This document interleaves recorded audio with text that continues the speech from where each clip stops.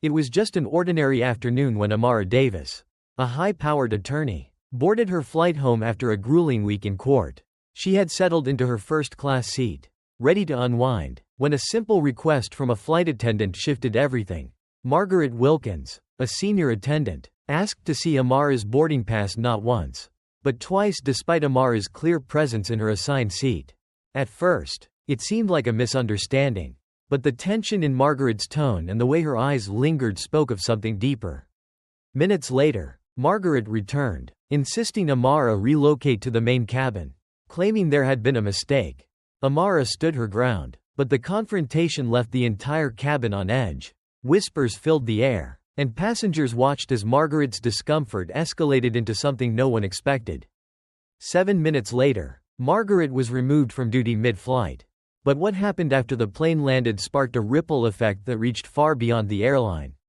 This is not just a story about a seat on a plane, it's about the unspoken battles fought every day in the spaces we assume are safe. Stay with me, because the aftermath of this flight holds a lesson we all need to remember. Before we dive in, let me know where you're watching from today. And if this story moves you, don't forget to like, comment, and subscribe for more. Amara Davis stepped onto the jet bridge, the faint hum of engines vibrating through her shoes.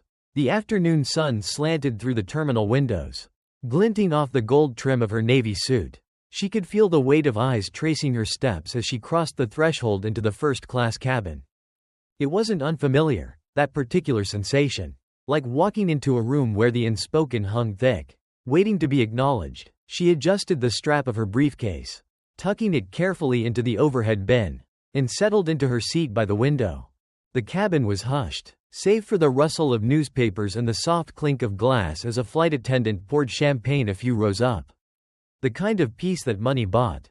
Margaret Wilkins stood near the cabin door, straight-backed and crisp in her navy uniform, her hair pinned in an unyielding bun. Margaret had worked for the airline for almost 20 years. She had seen countless passengers board flights to places she had only glimpsed through layovers and late-night arrivals. But when Amara walked in, something about her made Margaret pause for a beat too long. She couldn't explain it, not to herself, and certainly not to anyone else. The hesitation wasn't loud, but it was there, sitting in the pit of her stomach like a stone dropped into still water. Amara met Margaret's gaze with the kind of look she had long since perfected, polite but distant. A silent acknowledgement of the subtle calculus that often took place when she entered spaces like these. She wasn't naive. She understood how the air shifted in certain rooms. Margaret moved on, plastering a smile across her lips as she greeted the next passenger. But the feeling lingered. Amara opened her laptop, her eyes narrowing in concentration as she began reviewing case files. The hum of the aircraft became white noise in the background. Time slipped easily into the space between now and takeoff, and she almost forgot about the flight attendant's stare. Until Margaret returned. "Ma'am," Margaret said, clipboard in hand, her tone gentle but firm. "May I see your boarding pass, please?" Amara's fingers paused over the keyboard. She glanced up, the faintest flicker of surprise crossing her face. Not annoyance, not yet. Just curiosity. "Of course," Amara replied, pulling the pass from the side pocket of her bag. She handed it over with a calm smile. Margaret's eyes traced the small print longer than necessary. Her lips pressed into a thin line. "There might be an issue," Margaret said slowly. "I need to double-check this." Amara didn't miss the change in tone, the slight cooling of Margaret's words. The sharp edge just beneath the surface. "I don't believe there's an issue," Amara replied, the warmth fading from her voice. "This is my assigned seat." Margaret hesitated, her fingers tightened around the boarding pass. Around them, the soft murmur of first-class conversations quieted just enough to create a vacuum where the exchange now hung uncomfortably. For the first time, Amara felt the weight of the room shifting, tilting in ways she had grown accustomed to but never numbed to. Passengers were watching now, not openly, but out of the corners of their eyes, as though waiting for something unspoken to unfold. Margaret returned the ticket without a word, but the seed had been planted, and both women knew it. Nothing had happened yet, but everything already had. A few rows back, a man whispered to his wife. "Did you see that?" His wife nodded, shifting slightly to get a better view. Amara straightened in her seat, locking eyes with the screen of her laptop. Though the words in front of her blurred slightly. There was no scene, no raised voices. But Amara recognized the rhythm, the way discomfort lingered. A shadow trailing just a step behind her wherever she went. It was the kind of moment that rarely made headlines but stretched far beyond the cabin. Margaret wasn't unkind. That was the part people often misunderstood. It was easy to name the loud, obvious bigotry. The harder part was recognizing how prejudice whispered, how it slipped between polite smiles and courteous tones. The flight took off without further incident. But even as the plane climbed steadily into the clouds, Amara knew she wasn't the only one who felt the weight of that moment settling between them like an unanswered question. The first hour of the flight passed in near silence. The drone of the engines filled the space where conversation might have been. Amara's eyes stayed on the glow of her laptop screen. But the words she typed felt distant, like echoes from another room. Margaret Wilkins moved through the first-class cabin with the kind of efficiency that comes from years of repetition. The champagne kept flowing, the blankets were neatly folded, and the air was perfumed with the quiet luxury that passengers expected. And yet, there was an unease like static before a storm.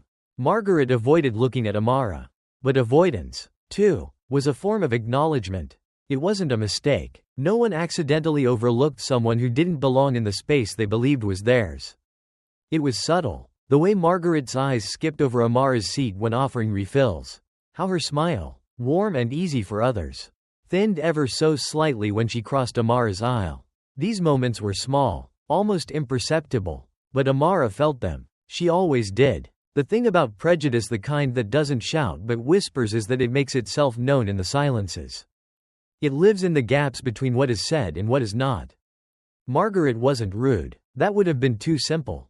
It was her politeness, the exaggerated courtesy wrapped around the edges of her discomfort, that betrayed her. Amara watched the woman serve the couple in the row ahead. The man laughed at something Margaret said, and she leaned in slightly, touching his arm in that familiar way people do when they aren't afraid of proximity. Amara wondered, as she often did, if Margaret had even noticed the difference in how she moved through the cabin. If she realized that the space between her and Amara was wider than the aisle. It was Dennis, the other flight attendant, who eventually approached her, setting down a glass of water she hadn't asked for. His smile was easy, the kind worn by those who didn't carry the same burdens. "If you need anything, Ms. Davis, just let me know," he said quietly, his voice carrying the weight of unspoken apology. Amara offered a polite nod. Dennis lingered for a beat too long, as if unsure whether to say more. In the end, he didn't. But Amara understood. Dennis had seen it too. 2 hours into the flight, Margaret returned. Her voice, when it came, was louder this time. "Ms. Davis." It wasn't a request. It was the kind of summons that wrapped itself in authority. Amara looked up slowly, closing her laptop with deliberate calm. "Yes?" Margaret held the clipboard again, though this time she didn't bother with the pretense of checking the ticket. "There's been a mistake," Margaret said, her gaze flickering, betraying the faintest trace of doubt. "We'll need you to move to the main cabin." Amara stared at her, unblinking. The stillness that followed was the kind that pulled every eye toward them. Conversations faltered. Passengers leaned closer without meaning to. Amara could feel the weight of their curiosity pressing in from all sides. But she didn't stand. Not yet. Her hands folded neatly in her lap. And when she finally spoke, her voice was soft but firm, honed over years of holding ground that others tried to take. "There's no mistake." Margaret shifted on her heels, the clipboard becoming an anchor she clung to. "I've double-checked. It appears your ticket." Amara raised a hand, cutting her off with the kind of grace that left little room for argument. "My ticket is valid. If there's an issue, I suggest you check with the gate agent. But I won't be moving." The finality in her tone left no room for negotiation. But Margaret hesitated, and in that hesitation, Amara recognized the thing Margaret was struggling against. It wasn't the seat. It wasn't the boarding pass. It was the quiet voice, buried somewhere deep, whispering the same question that had lived in this country for generations. What is she doing here? Dennis appeared a moment later, stepping between them with a gentle but firm hand on Margaret's arm. "I'll handle this," he said, guiding Margaret away from the aisle. There was no scene, no escalation, but as Margaret walked away, Amara saw the tension in the way she held herself, like a woman trying to convince herself she had been right. Amara exhaled slowly, reaching for her water. The cabin hummed back to life around her. But the air felt different now, charged with an undercurrent that hadn't been there before. Passengers whispered. Some glanced her way with quiet approval. Others with the same unease Margaret carried. But Amara didn't care. She had held her ground. It was a small thing. But these small things had a way of becoming larger. And as the plane soared higher, Amara knew this wasn't the last time she would have to defend her place. It never was. Amara sat still as the plane sailed over a blanket of clouds. But inside her, the stillness was a facade, a mask worn with the practice of years. She could feel the shape of the moment pressing against her ribs, expanding with each breath. Margaret Wilkins hadn't returned to her seat. Instead, Amara watched as Margaret hovered near the galley, speaking in hushed tones to Dennis. The two leaned toward each other, their bodies angled away from the passengers, but not far enough to conceal the conversation from Amara's watchful eyes. Dennis glanced toward Amara once, briefly, before shaking his head. Whatever Margaret was saying, he wasn't buying it. Amara turned her gaze back to the window, her reflection ghosting against the sky beyond the glass. This wasn't new. What Margaret hadn't yet understood was that Amara had been walking through rooms like this all her life. Places where her presence was met with polite curiosity, sometimes admiration, but often, like today, with doubt. It didn't matter how many degrees she held or how many victories she had won in courtrooms across the country. To some, she would always seem slightly out of place. Margaret returned to the cabin after several minutes, but her movements were clipped, deliberate. She poured coffee for an older couple seated 2 rows ahead, her hand trembling just enough to send a thin stream of liquid spilling onto the saucer. Dennis caught her eye as she passed him. He didn't say a word, but his disapproval trailed behind her like a shadow. And then Margaret did the thing Amara had been waiting for. She walked past Amara without stopping. No offer of water, no inquiry about her comfort. Amara folded her hands in her lap, resisting the urge to smile. That's how it begins, she thought. It starts with absence, the quiet removal of consideration. It is not hostility that builds walls, but the gentle, persistent erasure of dignity. Later, Dennis returned, carrying a small tray of refreshments. I thought you might be thirsty, he said softly, setting down a glass of water. His eyes lingered on Amara's face longer than necessary, the quiet weight of apology heavy between them. Amara nodded, though she said nothing. Dennis didn't linger. He retreated with the precision of someone who understood the nature of these exchanges, the ones that took place without confrontation, without raised voices, but with no less impact. Margaret passed by again, eyes carefully avoiding Amara's. But this time, Amara spoke. Ms. Wilkins. Margaret froze mid-step. She turned slowly, forcing a polite smile, though her discomfort was palpable. Yes? Amara's gaze was calm, but there was no mistaking the steel beneath it. I noticed you skipped me when serving the rest of the cabin, Amara said, her voice even but deliberate. Is there a reason for that? Margaret blinked, her mouth opening slightly before closing again. Oh, I didn't mean to. I'm sure you didn't, Amara replied, tilting her head slightly. But here we are. Margaret's face flushed, and she glanced quickly around the cabin. Passengers were listening now. I'll get you something right away, she murmured, hurrying toward the galley. Dennis appeared at Amara's side almost immediately after Margaret left. You didn't have to do that, he said quietly, though his tone wasn't unkind. I did, Amara replied, her eyes still fixed on the aisle. Dennis sighed. She's not a bad person. You know. Amara's lips pressed together in something that resembled a smile but wasn't. I'm sure she isn't. Dennis hesitated as if weighing his next words carefully. But, he asked, the unspoken hanging between them like fog. Amara finally turned toward him, her gaze direct. But even good people can cause harm, she said simply. Margaret returned a few minutes later, carrying a glass of sparkling water with the stiff grace of someone performing a chore under watchful eyes. I apologize for the oversight, she said, setting it down carefully. Amara accepted the glass but said nothing further. It wasn't that she sought humiliation. She never did. But sometimes, silence carried more weight than words. Margaret left quickly, her footsteps brisk as if eager to put distance between them. Amara could feel the shift in the cabin, the way passengers no longer whispered but openly watched. She understood why. They weren't used to seeing moments like this unfold so plainly. With no dramatics or shouting. Just a quiet insistence that she be seen. To be ignored is an old wound, Amara thought, but to insist on visibility. That is the deeper fight. The rest of the flight passed without incident. Margaret didn't return. But Amara knew that the real confrontation would come after the plane landed. That was how these things always worked. It wasn't about the flight. It was about what would happen next. The seatbelt sign flickered to life, casting a dim glow over the cabin. A smooth voice drifted from the speaker's calm, measured, indifferent. "Ladies and gentlemen, we're beginning our initial descent. Please return to your seats and fasten your seatbelts." The words seemed ordinary, but Amara Davis understood that they marked the beginning of something else. Margaret Wilkins reappeared like clockwork. Her uniform crisp but her steps uneven.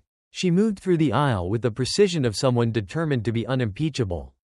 But no matter how carefully she poured coffee or adjusted blankets, Amara could see the stiffness in her shoulders.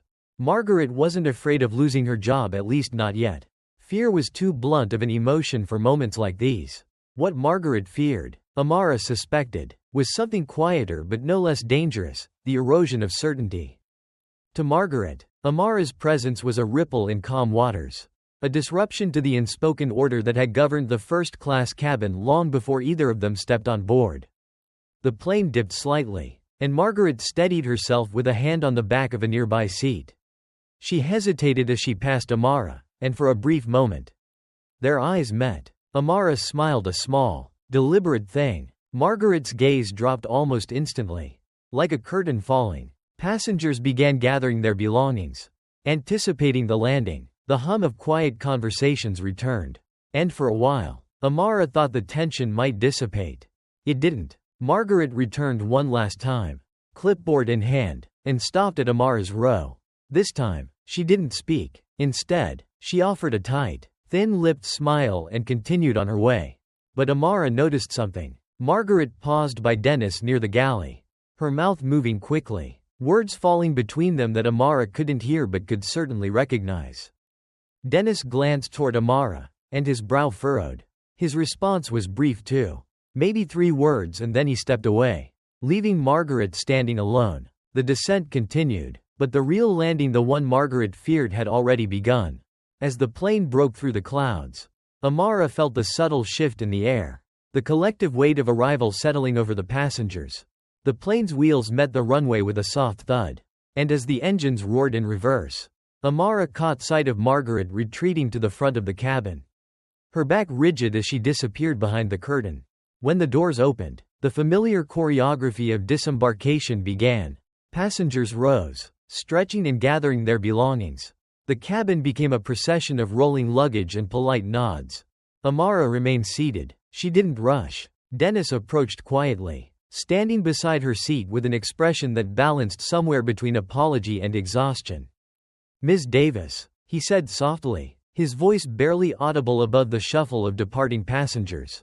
"If I may, I'm sorry for any inconvenience today." Amara closed her laptop, sliding it neatly into her briefcase. She met his eyes. "I know," she replied. "It wasn't you." Dennis exhaled a quiet breath of relief, nodding once. "Thank you." As she rose to leave, Amara paused near the curtain separating first class from the rest of the plane. She could feel Margaret's presence just beyond it, lingering out of sight. Amara didn't part the curtain right away. Instead, she waited just long enough for Margaret to know she was still there. Then, with the same deliberate calm that had carried her through the entire flight, Amara stepped forward, passing through the narrowed threshold into the light of the terminal. Margaret didn't speak, but the absence of words spoke louder than anything she could have said. The terminal was alive with the kind of noise only airports could produce: families reuniting, business travelers rushing between gates, children tugging at the hands of exhausted parents. Amara moved through it all without haste. As she approached the baggage claim, her phone vibrated softly in her pocket. She retrieved it and read the short message glowing on the screen. "We received your report. A formal investigation has been opened." Amara slipped the phone back into her pocket, allowing herself the faintest smile. Margaret Wilkins wasn't the first. And she wouldn't be the last. But the air was beginning to shift. Even good people could cause harm. And even the smallest ripple could set off waves that reshaped the shoreline. The terminal doors slid open. And the evening air hit Amara like the hush after a storm. Cool, steady, and strangely expectant. She stepped onto the curb, her briefcase hanging at her side, and scanned the row of cars lining up along the sidewalk. The city beyond the airport hummed faintly under the twilight sky, its skyline a jagged silhouette against the fading light. A black sedan pulled forward, its headlights flashing once. Amara approached, nodding to the driver as he stepped out and opened the trunk. He moved with the efficiency of someone who understood the importance of silence. As he shut the trunk, Amara's phone vibrated softly in her coat pocket. She hesitated for a moment before retrieving it. A single notification glowed on the screen. Margaret Wilkins, internal review notice. Amara inhaled slowly, sliding into the back seat as the driver eased the car into traffic. She didn't need to open the message. She already knew what it said. The road stretched out in quiet ribbons of light, winding through the city as if carrying its secrets. Amara's gaze drifted to the window, where reflections flickered passers-by, shop windows, the faint glint of neon signs. The city never really slept. Neither did its undercurrents. Margaret Wilkins was likely at home by now, sitting stiff-backed at a kitchen table or standing at a sink full of dishes. The weight of her day clinging to her like damp air. Amara knew that feeling, knew what it was to sit in the quiet of a room, wondering if a single decision might unravel everything you had built. But there was a difference between wondering and knowing. Margaret was still wondering. Amara had known all her life. The sedan stopped in front of Amara's building, its facade washed in the amber glow of streetlights. She stepped onto the sidewalk, nodding once more to the driver before heading inside. Her apartment was still, save for the faint ticking of the wall clock. She set her briefcase down by the door and crossed the room, peeling off her coat and draping it over the back of a chair. The city stretched out beyond the window, a canvas of flickering lights. As she poured herself a glass of water, Amara's thoughts returned to the plane, to the moment Margaret stood before her, clipboard in hand, voice tightening around polite refusals. What is she doing here? That question lingered not because Margaret had asked it aloud, but because it lived beneath the surface of the encounter, nestled in the spaces where doubt took root. Amara had been asked that question since the day she first walked into a room with more books than people who looked like her. It had followed her into courtrooms, echoed through board meetings, and settled in the back of taxis driven by men who fumbled with her name. Even now, after years of navigating these spaces, the question remained just quiet enough to pretend it wasn't there, but loud enough to feel the weight of it pressing against her chest. By the time Amara finished her water, the clock read just past 11. Her phone buzzed again. This time, she opened the message. Formal review pending. We appreciate your cooperation during this process. She set the phone down and exhaled softly. Margaret Wilkins wouldn't lose her job. Not for this. Amara knew how these things played out. The airline would issue an apology, quiet, measured, the kind of apology crafted not out of regret but necessity. Margaret would sit through diversity training in a room where the chairs were uncomfortable, nod at the right moments, and sign a form acknowledging her participation. And then she would return to the sky, carrying trays of drinks through cabins that looked the same as they always had. But something would linger. Not for Margaret. For the passengers. For the man who whispered to his wife. For the young attendant who caught the edge of Margaret's clipped words. They would remember, even if Margaret tried to forget. And that, Amara knew, was where change lived. Not in the review, or the apology, or even the outcome. It lived in the space between where silence left its mark and people, quietly, began to see the shape of the world a little clearer than before. Amara stood by the window, watching the city pulse beneath her. She thought of the next flight she would take, and the one after that. Margaret wouldn't be the last. But Amara wasn't tired. Not yet. The patience of stones, she thought, was often mistaken for stillness. But stones shaped rivers, not the other way around. 3 days passed before Amara heard Margaret Wilkins' name again. It wasn't on the evening news. There were no headlines, no breaking stories. These things rarely made noise loud enough for the world to notice. But Amara wasn't waiting for noise. It was the quiet moments that shifted the ground beneath her feet the way a river erodes a stone. Not in great floods but through the patient, persistent drip of time. Her phone buzzed just past noon. The review is complete. Wilkins will return to work following additional training. Amara closed the message with a faint click of her tongue. Training. That word, stretched thin over decades, always felt like a worn key trying to unlock a rusted door. It turned, but the door rarely opened. That evening, Amara walked the length of the city streets with the slow, deliberate pace of someone who had nowhere to be but much to consider. The air was crisp, the kind of autumn chill that slipped between layers of wool and silk. Persistent yet unobtrusive, she passed the corner cafe she visited most mornings, the bookstore where the owner always set aside legal thrillers for her. And finally, the old church with its peeling white facade, where the steps had been worn smooth by time and weary feet. Amara often paused there, not to pray, but to listen. Church steps held echoes long after services ended. They remembered the weight of bodies, the creak of knees bent in quiet reverence, and the hushed confessions of those who believed walls could keep their secrets safe. She sat on the second step, folding her hands in her lap as if waiting for someone to arrive. No one did, but Amara wasn't there for company. The city darkened around her, and she wondered if Margaret Wilkins was sitting in her own home, in front of a television that hummed softly in the background. Perhaps Margaret was eating dinner with her family, her eyes flicking occasionally to the clock, wondering how long additional training would last. Would she mention Amara at the table? Would she frame it as a misunderstanding, a small hiccup in an otherwise spotless career? Or would she leave Amara out of the story altogether, erase her the way so many others had tried to erase the parts of history they found inconvenient? By the time Amara returned to her apartment, the night had fully settled in, pressing against the glass of her windows like an unwelcome guest. She kicked off her shoes, poured a glass of water, and sat at the kitchen table. The clock ticked steadily, its rhythm filling the room. Amara's eyes lingered on her phone, the unopened email sitting just below the one about Margaret's review. It was from an airline executive, someone higher up the chain, whose name was unfamiliar but whose tone carried the same corporate polish Amara had learned to recognize. We'd like to invite you to discuss your experience further. Your insight is valuable to our ongoing efforts toward creating an inclusive environment. Amara stared at the words for a long time. Inclusive environment. That phrase felt like scaffolding built quickly, meant to support something that hadn't yet taken shape. It wasn't that Amara doubted their intentions. She knew the airline wasn't eager to repeat Margaret's mistake. But intent had never been the issue.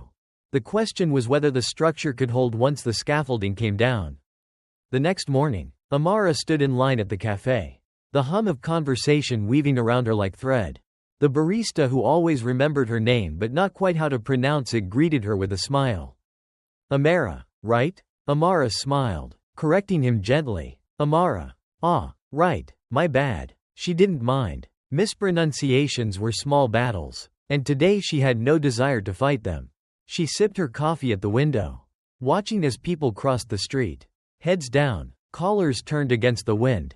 And then, just beyond the glass, she saw her, Margaret Wilkins, not in uniform, not briskly moving down the aisle of a plane, but standing on the corner, hands tucked into the pockets of her coat. Margaret didn't see Amara. Her gaze was fixed ahead, her shoulders squared with the kind of determination people wore when they were trying not to look back. Amara watched her for a long moment, wondering if Margaret could feel the weight of eyes on her, the same way Amara had felt Margaret's on that flight. Margaret crossed the street and disappeared into the crowd. Amara took another sip of her coffee. The door hadn't opened, but the key had turned. And sometimes, that was enough to begin.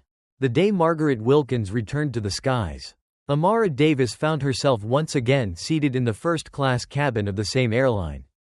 It wasn't by design. Fate rarely cared for dramatics. But as Amara settled into her seat, adjusting the silk scarf draped over her shoulders, she felt the weight of coincidence pressing against her chest like a stone. The plane was half empty. The hum of soft voices drifted down the aisle, punctuated by the occasional metallic clink of overhead bins being shut. Margaret hadn't appeared yet. Amara wasn't sure if she would. But she sat there, calmly flipping through the pages of the in-flight magazine, knowing that if Margaret did walk through that curtain, Neither of them could pretend not to notice. It wasn't long before she arrived. Margaret entered the cabin with the same stiff professionalism Amara remembered. Her posture a little too straight. Her eyes a little too bright, as if overcorrecting for the week of training she had endured. Amara felt the shift in the air immediately. Margaret saw her. For a fraction of a second, their eyes locked, and Amara recognized something familiar in Margaret's gaze. It wasn't fear. It was recognition. She knows who I am. Margaret blinked quickly, as if trying to smooth the edges of the moment before it could cut too deep. She nodded a faint, almost imperceptible gesture and continued down the aisle. No words passed between them.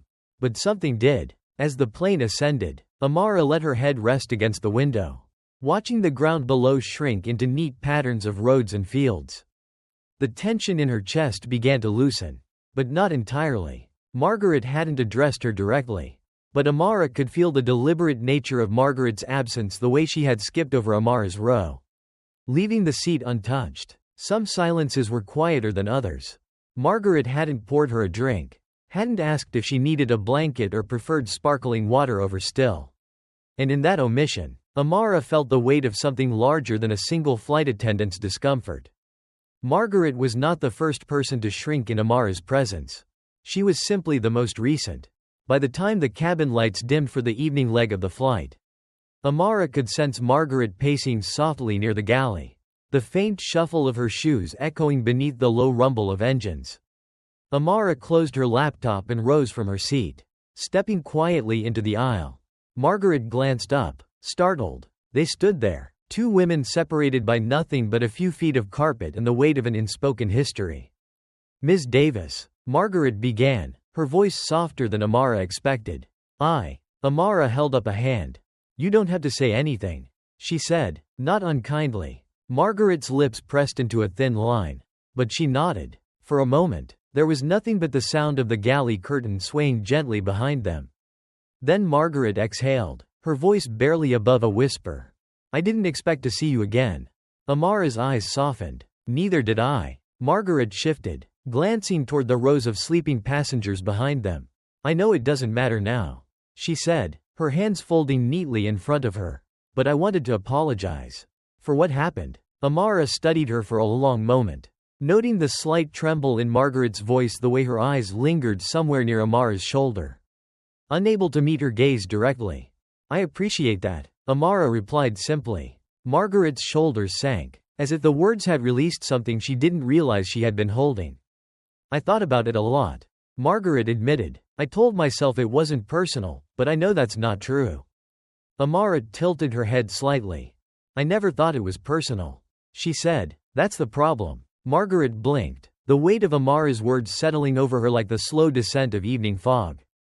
Racism wasn't personal. It wasn't Margaret's dislike of Amara. It wasn't anger or cruelty. It was quieter than that. It lived in Margaret's blind spots, in the places she had never bothered to examine. And perhaps, Amara thought, that was why it hurt more. Margaret shifted uncomfortably under Amara's gaze.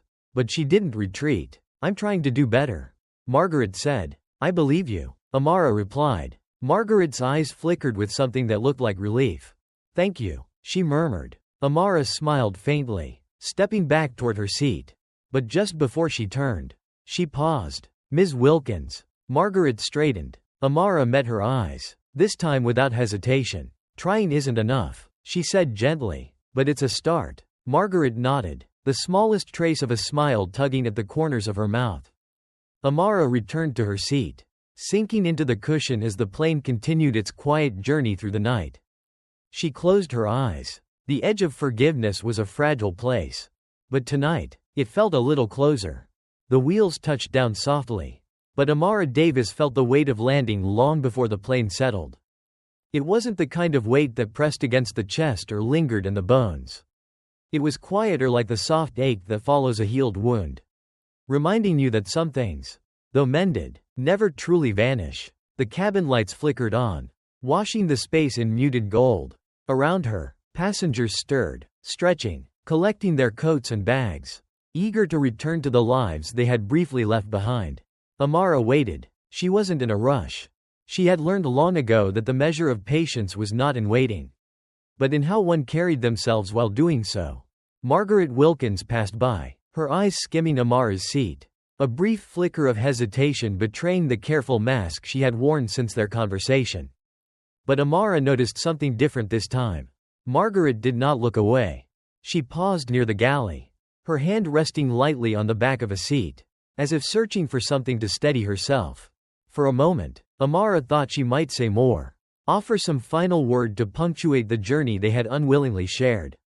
But Margaret only nodded, a gesture not of resolution, but acknowledgement, and sometimes, Amara thought, that was the most one could ask for. The terminal buzzed with the orchestrated chaos of arrival families reunited, businessmen rushing toward connecting flights, children tugging at the sleeves of tired parents. Amara moved through the crowd like water, the heels of her shoes clicking softly against the tile floor. She passed the baggage claim without stopping. There was nothing she carried that couldn't fit in the leather briefcase hanging at her side. Near the exit, a familiar voice called out, "Ms. Davis." Amara turned. Dennis, the flight attendant, stood just a few feet away, one hand resting against the handle of a rolling suitcase. His expression was cautious but warm, the kind of smile worn by people who had seen too much and knew better than to assume all wounds could be healed by good intentions. "I didn't expect to see you still here," Amara said. Dennis shrugged. "I'm always the last one out. Habit, I suppose." There was a brief silence between them, not uncomfortable, but filled with the weight of things unsaid. "She's trying," Dennis offered after a pause, his eyes flicking toward the terminal entrance, where Margaret had long since disappeared. "I know," Amara replied, her tone even. "Trying isn't the issue." Dennis sighed, running a hand over his short-cropped hair. "It's hard to unlearn the things we've been taught to trust." Amara's gaze softened. "It's not about trust," she said. "It's about fear." Dennis studied her for a moment, as if weighing her words carefully. "Maybe," he admitted, "but fear's a funny thing. It doesn't let go easy." Amara smiled faintly. "Neither do I." Dennis chuckled, shaking his head. "I figured as much." They stood there, two people bound not by friendship, but by the shared understanding of what it meant to navigate a world that too often insisted on defining you before you could define yourself. "Take care of yourself, Ms. Davis," Dennis said finally, stepping toward the exit. "You too, Dennis." Outside, the air was cool and laced with the faint scent of rain. Amara walked the length of the curb, stopping just beneath the flicker of a street lamp. She watched the steady stream of cars, their headlights cutting through the night, illuminating small fragments of the world that otherwise remained hidden in shadow. Somewhere, in the hush of that moment, Amara thought of her father. She remembered the way his voice would rise and fall like a slow-moving river. How he once told her that survival wasn't just about endurance, but about knowing when to let go of the stones you couldn't carry. "You hold them too long," he had said, "and they start to feel like part of you." Amara hadn't understood him then, but she did now. As the black sedan pulled up to the curb, she slid into the backseat, placing her briefcase gently on the floor beside her. The city blurred beyond the window, lights smearing into soft ribbons of gold and red, and in that fleeting quiet, Amara allowed herself to wonder if Margaret Wilkins was somewhere out there, standing at her own window, trying to understand the weight of the stone she still carried. Maybe she would let it go. Maybe she wouldn't. But either way, Amara knew she would keep walking, because that's what survivors do. And sometimes, the distance you put behind you is the only proof that you've moved at all.